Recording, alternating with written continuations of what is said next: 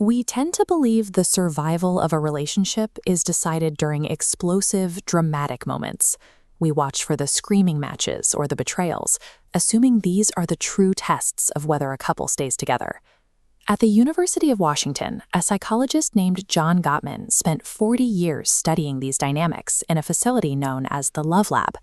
He monitored couples as they lived in a wired apartment, tracking their vitals and their interactions over a 6-year period. When he reviewed the data 6 years later, he found that the frequency of large arguments had no correlation with which couples eventually split up. The actual predictive variable was hidden in the quiet, dull spaces between the fights, the moments most of us ignore. Gottman called these moments bids. A bid is the smallest unit of emotional connection. It's a tiny reach, like a partner looking out a window and saying, "Look at that bird." The data suggest that a relationship's trajectory is determined by how these microscopic, everyday interactions accumulate over time. Bids are often difficult to spot because reaching out for connection is vulnerable. To protect ourselves from rejection, we often disguise our emotional requests as mundane observations. Rather than admitting we feel lonely, we ask a partner, "What are you watching?" The real bid for attention is buried inside the surface question. Consider an ordinary Tuesday night. Maya is loading the dishwasher and mentions, "I keep thinking about my sister." That is a bid. She is offering a small piece of her inner world, waiting to see if it's received. Dan's response to this 3-second comment sets a specific path for the rest of their evening and their relationship.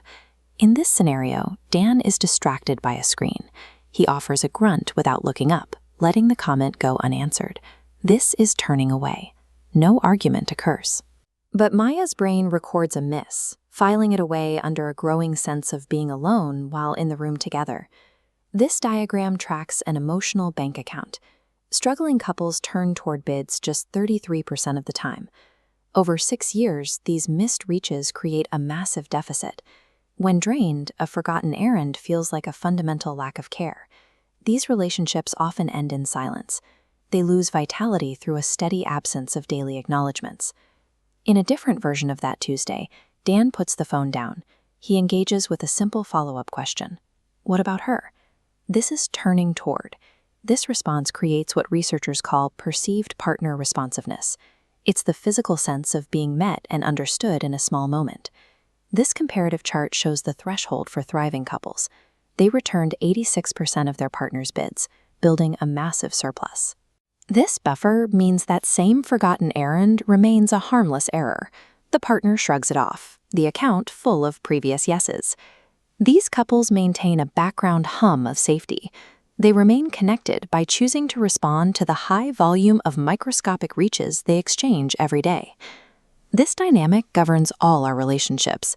A child showing you a drawing or a friend texting a meme are both bids for connection. Most of us miss these reaches because of distraction. The presence of screens often means a bid lands on the back of our heads while we are somewhere else entirely. The first move toward better connection is simply learning to identify these disguised asks. When someone you care about points at something small or shares a random thought, recognize it as a reach. Practice a 30-second rule. Put the phone down and give your full attention when someone enters the room. Gottman also suggests a 6-second reunion kiss at the end of the day to force a deliberate moment of turning toward each other. Everyone misses bids occasionally. Even the most successful couples in Gottman's study missed 14% of their partner's reaches. When you realize you were distracted, you can repair the moment. Turning back to say, "Sorry, I was focused on this. What were you saying about your sister?" is a successful bid in itself. Lasting connection is the result of a daily choice to turn toward the person reaching out to you. It is won or lost in the small invitations that happen every ordinary Tuesday.